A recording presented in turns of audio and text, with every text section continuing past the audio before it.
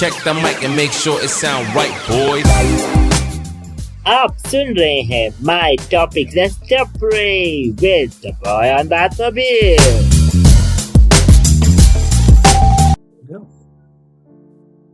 Okay, so we are live. Hi guys, this is Pulkit. Welcome to my show जिसका नाम है My Topic Let's Pray. So guys, thank you so much पुराने जितने भी interviews हैं उनको सुनने के लिए एंड इतना ज़्यादा सपोर्ट करने के लिए और इतना ज़्यादा प्यार देने के लिए, फीडबैक देने के लिए, तो बहुत बहुत थैंक यू. तो गाइज आज का एपिसोड इसलिए भी स्पेशल है क्योंकि हम एक बहुत ऐसी पर्सनैलिटी के साथ लेके आए हैं जो हमको बहुत चीज़ों में नॉलेज दे सकती है. स्पोर्ट्स बैकग्राउंड से है एंड उन्होंने मैरी कॉम से लेकर जरीन निखत तक सबको बॉक्सिंग के गुण सिखाए हैं, या ये कहूँ कि उनके साथ उन्होंने सीखा है. एंड यस, सो उन तक पहुंचने से पहले मैं बताना चाहता हूँ मेरा पॉडकास्ट करने का मकसद क्या होता है. मेरा पॉडकास्ट करने का मकसद यही होता है, वहाँ पे जो ऑडियंस बैठी हुई है, जो मुझे देख रही है, जो सुन रही है, उनकी लाइफ में कुछ चेंज आता है एंड उस चेंज से उनकी लाइफ और ज़्यादा पंप अप हो जाए और कुछ करने की उनमें इच्छा जाती है. बस मेरा वही काम खत्म हो जाता है और आपका काम आने शुरू हो जाता है. तो अब इस बार हम लेकर आए हैं एक ऐसी पर्सनालिटी जो as I told you sport background से हैं, बॉक्सर हैं. मैरी कॉम और जरीन निखत बोला तो आप समझ ही गए होंगे. मैं इनके बारे में थोड़ा बताना चाहूँगा. ये फर्स्ट वुमेन बॉक्सिंग कोच इन्होंने ऐसा वर्क किया है, एज ए हेड कोच इन्होंने वर्क किया है. तो आजकल एक बहुत अमेजिंग बॉक्सिंग का काम कर रही हैं. इनका नाम है अमनप्रीत कौर. तो प्लीज आइए बात करते हैं. हाय अमनप्रीत, कैसे हैं आप? Hello, thank you so much. I'm very good. Hope you are also doing very good.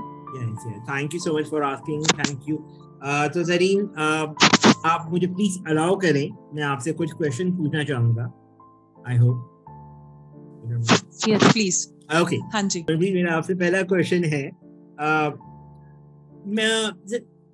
Mental health आपकी कैसी रही?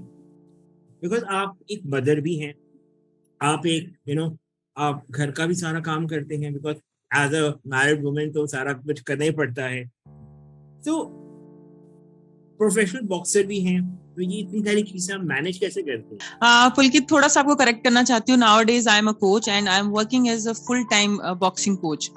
और हाँ, मैं एक मदर हूँ और एक हाउसवाइफ भी आप कह सकते हैं, क्योंकि घर का काम भी करने होते हैं और हर किसी के पास 24 आवर्स होते हैं. आई हैव टू मैनेज, मतलब अगर आप अपना शेड्यूल पूरा अकॉर्डिंगली मैनेज कर रहे हैं तो बहुत सारा आपका पर्सनल टाइम भी बच जाता है, जिसमें आप अपनी बाकी हॉबीज को परस्यू कर सकते हैं. जैसे कि मैं पोएम्स लिखती हूँ, गजल्स लिखती हूँ, मुझे लिखने का बड़ा शौक है, कुकिंग का भी बड़ा शौक है, और मेरा एक बेटा है 5-5.5 साल का, तो उसके साथ भी काफी वर्कआउट हो जाता है जी. और जो मेरा बॉक्सिंग का वर्कआउट है वो सुबह और शाम को रहता है, sometimes in the day time also, like 11:30 to 1 o'clock.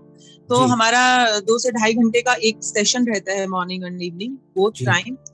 और मेंटल हेल्थ की आपने बात की है, तो स्ट्रेस तो सभी को होता है, चाहे वो फील्ड में काम कर रहे हैं, चाहे वो ऑफिस वर्क कर रहे हैं, टीचर हैं, डॉक्टर हैं, पॉलिटिशियंस, जो भी आप करियर परस्यू कर रहे हैं, स्ट्रेस तो होता ही है. और टेंशन्स भी रहती हैं आपके पास, मतलब बहुत सारे काम रहते हैं. लेकिन मैं समटाइम्स में मेडिटेशन करती हूँ और मुझे सबसे ज्यादा खुशी और सुकून मुझे मेरा काम करके ही मिलता है. अगर मैं काम नहीं करती हूँ तो मैं ज्यादा स्ट्रेसफुल हो जाती हूँ. तो मेरा मतलब स्ट्रेस बस्टर इज के मुझे ज्यादा से ज्यादा मैं काम करूँ, फील्ड में रहूँ और बच्चों को सिखाऊं. Nice, very nice. तो लाइक आप जैसे आपके पास कई लोग आते होंगे, है ना, बहुत लोग आपसे पूछते भी होंगे कि मैम प्लीज बताइए कैसे हम अपने आप को काम करें, क्योंकि हमारी लाइफ बहुत ज़्यादा स्ट्रेस में चल रही है. बिकॉज काफ़ी स्पोर्ट्स पर्सन भी आपके से मिलते होंगे, वो भी अपनी लाइफ जर्नी आपके साथ शेयर करते होंगे. तो लाइक हाउ दे क्या वो आपसे पूछते हैं और क्या आप उनको बताते हैं?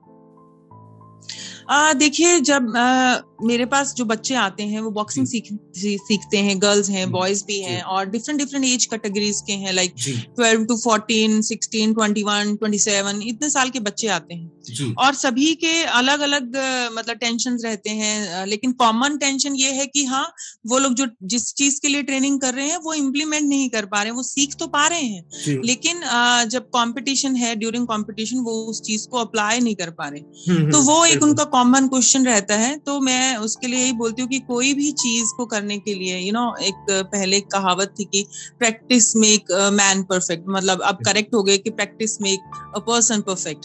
तो वो जितना आप ट्रेनिंग करेंगे, एक पंजाबी में भी एक कहावत है कि जिन्ना रस तुसी पाओगे गुड़ उन्ना ही मिठा होगा, कि जितना आप काम करेंगे उतना ही आपको रिजल्ट मिलेगा। हम अगर कंपेयर करें, don't compare your journey, don't compare yourself with anyone, even खुद से आप कंपेयर करें कि हाँ, मैं कल ऐसा था और मुझे अब अच्छा होना है और आगे तक जाना है, लेकिन अगर आप कंपैरिजन को नेगेटिव वे में लेंगे तो आप कभी भी सक्सीड नहीं करेंगे। कि हाँ, ऊपर वाले को लेके इंस्पायर जरूर हो, लेकिन ये नहीं, क्योंकि हो सकता है कि उसकी ट्रेनिंग आवर्स, उसकी ट्रेनिंग एज, उसकी जर्नी पुरानी शुरू हुई हो और आपने अभी किसी भी करियर को परस्यू करना शुरू किया है, तो अगर आप वो लोड लेंगे, मतलब मेंटल लोड अगर आप वो ज्यादा लेंगे, तो आप ज्यादा स्ट्रेसफुल होंगे, रादर देन कि आप मतलब आराम से और सीखते हुए धीरे धीरे आगे बढ़े, स्टेप बाय स्टेप, क्योंकि ऐसा नहीं होता है कि आप एकदम से जंप करके टेरेस पे चले गए, आपको पूरा स्टेयर्स को चढ़ना पड़ेगा, या फिर अब तो लिफ्ट भी लग गई है, एक शॉर्टकट है, लेकिन वो तो लेकिन स्टेप बाय स्टेप ही आपको परस्यू करना चाहिए। और टेंशन की ये बात है कि जितना आप ज्यादा फालतू की चीजें सोचेंगे, मतलब you have to control your mind, mind आपको कंट्रोल नहीं करना चाहिए, आप ही कंट्रोल में आपका माइंड रहना चाहिए, कि फालतू की बातें आपके दिमाग में ना आए और आप बहुत फोकस्ड रहें, आप बहुत काम रहें, और अपना ट्रेनिंग शेड्यूल है या जो भी आपके गोल्स हैं वो पूरे आपने सेट किए होने चाहिए, कि उसको स्टेप बाय स्टेप मुझे आगे बढ़ना है, ना कि मतलब एकदम से कोई शॉर्टकट लेते हुए, क्योंकि बॉक्सिंग में कोई शॉर्टकट नहीं है, आपको रिंग में आपके ओपोनेंट को बीट ही करना पड़ेगा। उसके लिए ऐसे नहीं है जैसे कि जब पढ़ते हैं बच्चे, जो पढ़ने वाले बच्चे हैं, वो 35 लें या 45 लें, वो पास हो जाते हैं, that is the passing marks. लेकिन बॉक्सिंग में ऐसा नहीं है, you have to give always 100% of the bout, means कि आपको हर बार 100% देना है, तभी आप पास होंगे। यहाँ पर ऐसा नहीं है कि आप 35% देकर के आप पास हो जाएंगे, नहीं, आपको ईच एंड एवरी बाउट में, ईच एंड एवरी कॉम्पिटिशन में आपको 100% देना है। तो यहाँ पे टर्निंग बैक थोड़ा डिफरेंट है, यहाँ चीटिंग नहीं कर सकते, नहीं, यहाँ चीटिंग नहीं कर सकते हैं, आप पर्ची नहीं चला सकते, स्लिप नहीं चला सकते, या किसी से पूछ नहीं सकते कि मैं अब क्या करूं चलती हुई बाउट में। फिर ये ऐसा नहीं है कि सिस्टमैटिकली अगर आप वर्कआउट नहीं करेंगे तो उसका कोई आउटपुट नहीं निकलने वाला। आपका पूरा शेड्यूल मेंटेन होना चाहिए कि हाँ, इस मंथ में आप क्या अचीव करने वाले हैं, द नेक्स्ट मंथ क्या है, आपका एक 4 इयर्स का प्लान बनता है, कौन कौन से कॉम्पिटिशंस हैं, फिर आपके ऊपर जो काम करते हैं, न्यूट्रिशनिस्ट अलग हैं, साइकोलॉजिस्ट अलग है, फिजियोलॉजिस्ट अलग है, मतलब इट इज अ पूरा साइंटिफिक जर्नी। ऐसा नहीं है कि सिर्फ आप गेम कर रहे हैं तो गेम ही करते जा रहे हैं, आपके स्लीपिंग आवर्स क्या है, आपका स्लीपिंग पैटर्न क्या है, वो सारी चीजें मतलब मॉनिटर होती हैं, आपके फिजिकल फिटनेस टेस्ट होते हैं, आपके ब्लड टेस्ट, वो सारी चीजें साथ साथ चलती रहती हैं पैरेलल, और ट्रेनिंग भी साथ में चलती सिस्टमैटिकली। जी, तो मतलब यहाँ पे मेहनत ज्यादा है और कुछ नहीं, उसके अलावा और कुछ भी नहीं, मेहनत ही ज्यादा है। हाँ जी। ओके, सेकंड क्वेश्चन मेरा आपसे है, सोसाइटी का सपोर्ट कैसा रहा आपके साथ during your sports journey? Because as a female मैं जानता हूँ हमारी सोसाइटी जल्दी एक्सेप्ट नहीं करती, अब एक्सेप्टिंग हो गई है। मैं बात कर रहा हूँ 2000 की, जब आपने अपनी जर्नी शुरू की। जी हाँ, बड़ा अच्छा सवाल आपने पूछा है ये। जब मैंने अपनी बॉक्सिंग की या स्पोर्ट्स की जर्नी स्टार्ट की थी, मैं बहुत छोटी थी, 12-13 साल की, और मेरी फैमिली में मेरे father was national kabaddi player, लेकिन जब मैंने बॉक्सिंग स्टार्ट की तो वो नहीं थे, मैं बहुत छोटी थी जब वो गुजर गए थे। एंड वी आर 3 सिस्टर्स, और मेरी मदर वर्किंग थी उस समय में, और वो टीचर थी, और मैं हिमाचल के एक बहुत छोटे से गाँव, बहुत ही इंटीरियर में की रहने वाली हूँ। डिस्ट्रिक्ट सोलन, धर्मपुर करके एक छोटा सा रेलवे स्टेशन है वहां पर, और बहुत छोटे से गांव की मैं रहने वाली हूँ। वहां पर स्पोर्ट्स की कोई ओके। वहां पर स्पोर्ट्स की कोई ऐसा जैसे फैसिलिटीज नहीं थी। स्कूल में पढ़ती थी मैं, और उस समय मैंने बास्केटबॉल खेलना स्टार्ट किया था और मुझे बड़ा मजा आता था। टीम गेम है। लेकिन जब मेरा नेशनल के लिए सिलेक्शन हुआ, स्कूल नेशनल के लिए, तो मेरे फैमिली ने मुझे अलाउ नहीं किया, क्योंकि वो किसी और डिस्ट्रिक्ट में जाकर के और किसी और स्टेट में जाकर के कंपटीशन होना था, तो मुझे अलाउ नहीं किया गया। तो वो एक साल ऐसे ही चला गया। देन नेक्स्ट ईयर अगेन मैं सेलेक्ट हो गई ओपन नेशनल के लिए। फिर भी जो मेरे पीटीआई सर वो घर तक आए, देन उन्होंने कहा कि नहीं नहीं भेज दीजिए करके। लेकिन जो मेरे मतलब दादा दादी, मतलब वो जो फैमिली थी, उन्होंने कहा कि नहीं, हमको हाँ इसको जा करके लुक आफ्टर करेंगे। उनकी चिंता भी अपनी जगह पर जायज थी, क्योंकि माहौल इतना अच्छा नहीं था, है भी समटाइम्स अभी भी। और मोबाइल्स नहीं हुआ करते थे कि बच्चे से कब बात होगी, बच्चा एक बार चला गया फिर आने के बाद ही बात होगी, कुछ प्रॉब्लम हो जाए तो। लैंडलाइन ही तब वो उस समय वो था, राजा जी था। और कई जगह तो लैंडलाइंस भी नहीं थे उस समय। इट इज 96 97 की बात है ये। तो एनीहाउ मेरी मम्मा ने मुझे सपोर्ट किया। उन्होंने मुझे कभी ऐसे नहीं कहा कि आपको नहीं खेलना है। और लेकिन जब मैं गांव में, वहां पर एक ओपन ग्राउंड था, जब मैं रनिंग किया करती थी, तो कोई भी लड़की नहीं थी उस समय। हॉकी खेलते थे कुछ बॉयज, क्रिकेट खेलते थे, तो उनके साथ में आई यूज टू रन। तो गांव वाले जो भी मेरी मम्मा को अक्सर थोड़ा मतलब उनकी केयर थी या क्या था, जिस तरह भी वो बोलते थे कि देखना, ध्यान रखना, कहीं एक दिन ये ऐसे ग्राउंड के चक्कर लगाते कहीं भाग ही ना जाए तुम्हारी लड़की एंड ऑल। तो लेकिन मेरी मम्मा वाज वेरी बोल्ड। उन्होंने कभी मुझे ये नहीं कहा। उन्होंने कहा कि हाँ आपके ड्रीम्स हैं, I am always with you. और अभी भी अगर मैं अपनी ये बॉक्सिंग कोचिंग की जो मैं करियर परस्यू कर रही हूँ, सिर्फ और सिर्फ उन्हीं की सपोर्ट की वजह से मैं ये कर पा रही हूँ। तब तो एज अ मदर उन्होंने मुझे बहुत सपोर्ट किया। मैं जब वहां से चंडीगढ़ पढ़ने के लिए आई, तो मेरे गांव में शायद मैं पहली ही लड़की थी जो चंडीगढ़ पढ़ने के लिए आई। तब भी बहुत लोगों ने बहुत कुछ कहा, लेकिन मेरी मम्मा ने कभी उनको ना तो जवाब दिया। उन्होंने कहा कि आप सही रहो, आप अचीव करो, देन वन डे वो लोग मुझे खुद आकर के बोलेंगे कि हाँ तुमने अच्छा किया, अपनी बेटी को सपोर्ट किया एंड ऑल। तो जब मैंने बॉक्सिंग स्विच किया, तो मैंने मेरे घर पे बताया नहीं था। एंड मैंने मेरी मम्मा को कॉल करके बोला एक दिन, आई थिंक इट इज 2000 और 2001 की, मैंने स्टेट चैंपियनशिप में मेडल जीता है बॉक्सिंग की। तो उन्होंने बोला बॉक्सिंग एंड ऑल? तो मैंने बोला हाँ जी। कह रहे आपने बताया नहीं। तो मैंने कहा बस ऐसे ही मेरा दिल किया, तो वुमेन बॉक्सिंग यहाँ पर आई है इंडिया में, तो मैंने कहा मुझे भी करना चाहिए। देन फर्स्ट नेशनल मेरा चेन्नई में था, और जब मैं वो प्रैक्टिस करने लगी तो मुझे लगा कि शायद मैं कर नहीं पाऊंगी। टू बी वेरी ऑनेस्ट, मैं बास्केटबॉल टीम गेम खेलती थी, तो इतना सीखा नहीं बॉक्सिंग। और जब मेरा सिलेक्शन हुआ, तो जब ट्रेनिंग करनी पड़ती थी बॉयज के साथ, क्योंकि गर्ल्स तो सब नए नए थे, तो मुंह पे लग रही है, कभी टम्मी पे लग रही है, तो मुझे ऐसा लगा कि शायद I am not that strong enough. तो फिर पता चला कि चेन्नई में नेशनल होने वाली, तो मुझे लगा ओके मुझे एक चांस लेना चाहिए, मुझे समंदर देखने के लिए मिलेगा। मतलब मैं कोई फिल्टर नहीं कर रही हूँ, कोई झूठ नहीं बोल रही, जो मेरे मन में उस वक्त ख्याल थे, तो उस समंदर ने मुझे अपनी तरफ खींचा और मैं बॉक्सिंग की तरफ आ गई। और जब मैंने फर्स्ट नेशनल खेला वहां, तो मुझे रियलाइज हुआ कि हाँ मैं बॉक्सिंग कर सकती हूँ। उसके बाद नेशनल कैंप में ट्रेनिंग की और वहां से वो जर्नी स्टार्ट हुई। लेकिन जब मैं चंडीगढ़ में थी, जब तक तो कॉलेज में, तो मैं अपनी ट्रेनिंग कर पाती थी। लेकिन जब हमारी 2 से 3 मंथ्स के हॉलीडेज हुए, समर वेकेशन, तो मैं वापस अपने घर आ गई धर्मपुर। तो वहां पर तो बॉक्सिंग का किसी को भी नहीं मालूम था। तो अब ट्रेनिंग कैसे करूं? जो जर्नल अलोन फिटनेस थी वो तो मैं कर लेती थी, लेकिन जो स्पारिंग है, मतलब जो पार्टनर के साथ आपको वर्कआउट करना है, उसके लिए मुझे चंडीगढ़ आना पड़ता था। तो वीकली ट्वाइस में आती थी, कई बार 3 बार भी आती थी। तो मेरे घर से चंडीगढ़ मीन्स अराउंड 55-60 किलोमीटर्स था। तो घर से पैदल आकर के bus stand and then local bus transport में मैंने ट्रैवल करना है, 2.5 घंटे जर्नी करके फिर ग्राउंड पहुंचना है। मतलब 3, 3.5, 4 घंटे में मैं ग्राउंड पहुंचती थी। फिर वहां 2 घंटे ट्रेनिंग करने के बाद वापस मेरे को घर आना होता था, क्योंकि चंडीगढ़ में मैं किसी को जानती नहीं थी, कहाँ रहना है एंड ऑल। लेकिन मेरी मम्मा ने मुझे कभी ऐसे नहीं बोला कि आप नहीं जाओ, आप अकेली क्यों जाओगे। शी ऑलवेज ट्रस्ट मी, और उन्होंने मुझे बहुत ज्यादा ही सपोर्ट किया है।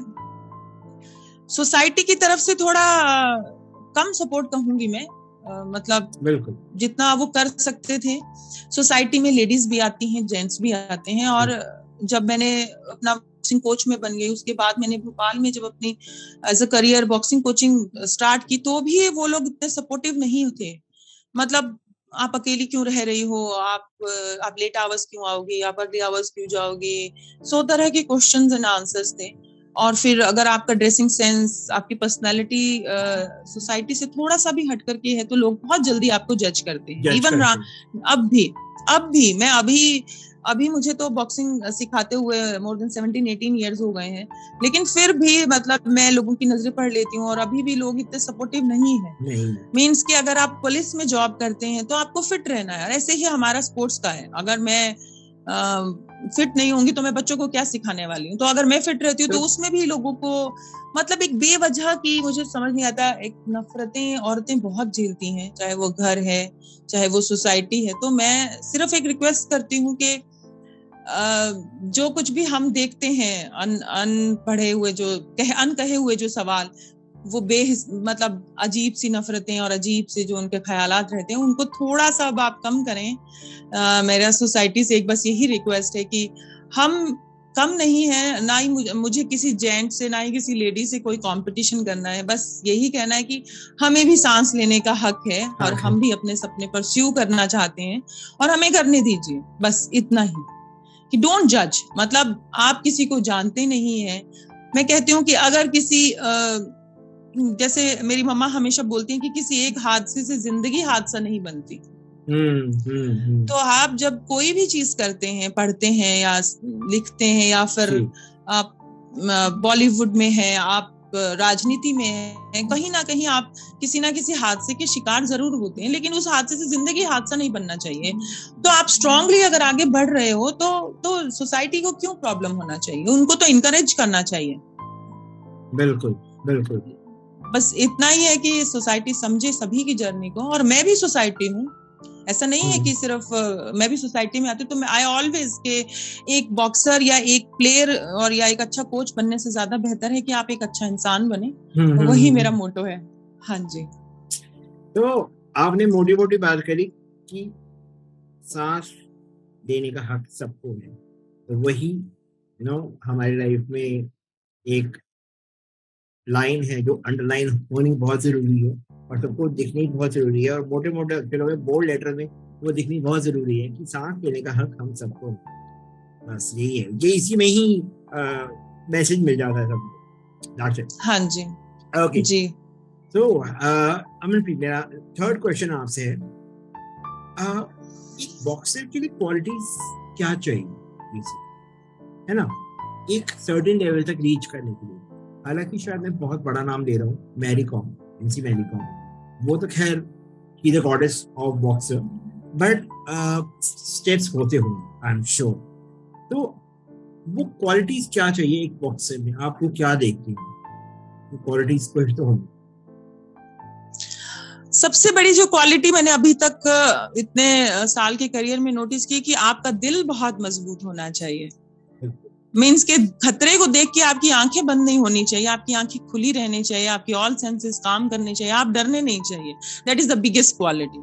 उसके अलावा आपका फिजिकल फिटनेस बहुत जरूरी है, आपकी आर्म लेंथ कितनी, लेकिन ये सारी क्वालिटीज होते हुए भी अगर आप बहुत फिजिकली फिट हो, आप मीन्स आपका जो कंडीशनिंग लेवल है, स्पोर्ट्स कंडीशनिंग लेवल है बहुत अच्छा है और आपकी आर्म रीच भी बहुत अच्छी है और आप पूरी एक्टिविटीज भी बहुत अच्छे से कर पा रहे हैं, लेकिन आपका दिल कमजोर है, तो ये सारी क्वालिटीज जीरो हैं। तो सबसे बड़ी जो क्वालिटी, आपका दिल बहुत मजबूत होना चाहिए, आपको डर नहीं लगना चाहिए, क्योंकि बॉक्सिंग में रिंग के अंदर ओपोनेंट के भी उतनी ही हाथ है, उतना ही उसका मतलब आईज हैं, उतने ही नोज है, वो भी अकेला लड़ने के लिए आया है और आप भी अकेले लड़ने के लिए आए हैं। तो अभी तक अमेचर बॉक्सिंग में ड्यूरिंग द कंपटीशन बाउट किसी की मतलब इंजरी से डेथ नहीं हुई है, तो डरना किस लिए है? आपके भी दो हाथ हैं, उसके भी दो हाथ हैं, आप भी सीख करके आए हो।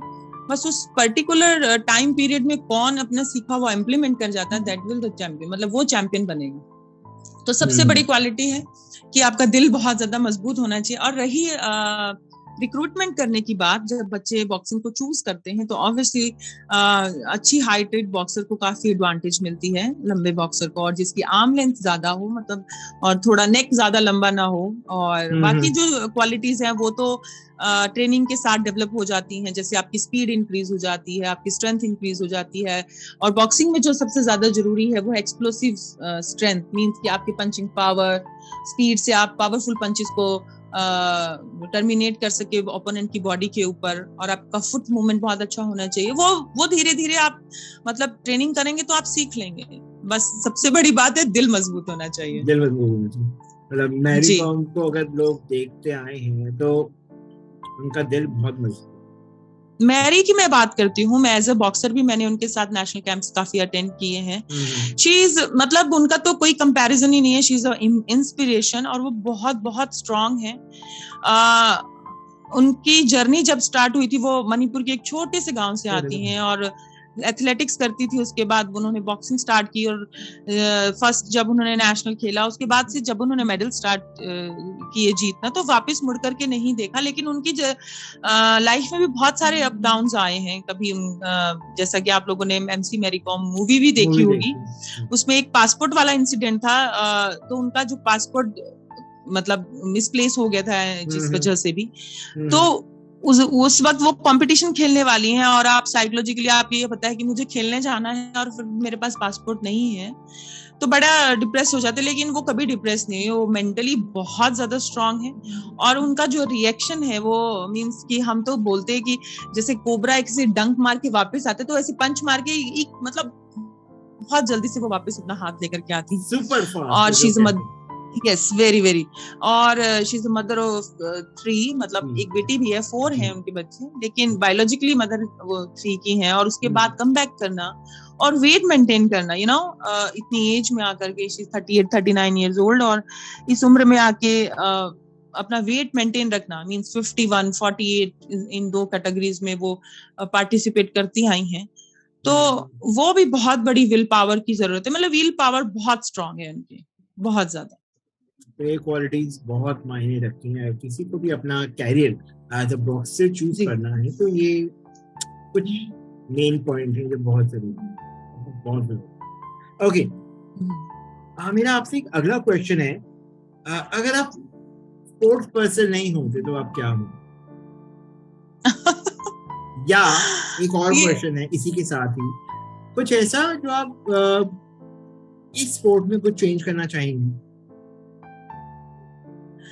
पहला क्वेश्चन है कि मैं अगर स्पोर्ट्स पर्सन नहीं होती तो मैं क्या होती, तो इसका आंसर देना मेरे लिए थोड़ा सा डिफिकल्ट है, क्योंकि मैंने कभी नहीं सोचा। देखिए मैं मेरी जिंदगी में 2 तरह के लोगों से मिली हूँ। एक है कि जिनका एक ड्रीम होता है कि मुझे ये बनना है जी, और एक वो होते हैं जिनका कोई ड्रीम नहीं होता, उनको लाइफ जो मौका देती है वो उसको ग्रैब करते हैं और उसमें से वो गोल्ड निकाल लेते हैं। तो मैं दूसरे वाले कैटेगरी में हूँ, मैं फर्स्ट वाले में नहीं हूँ। मेरा ये कोई ड्रीम नहीं था कि मुझे बॉक्सिंग कोच बनना है या मुझे ये बनना है या मुझे वो बनना है। बस मैं ये टीचर नहीं बनना चाहती थी, क्योंकि मेरी फैमिली में सभी लोग टीचर है, तो मैंने मेरी मम्मा को बहुत स्ट्रगल करते हुए देखा है, मेरे पापा बड़ा वैसे टीचर ही बनी तो आप कोच बन गई। हाँ, बस वो थोड़ा सा चेंज आ गया, सेम ओनली, कोई ज्यादा चेंज नहीं सेम है।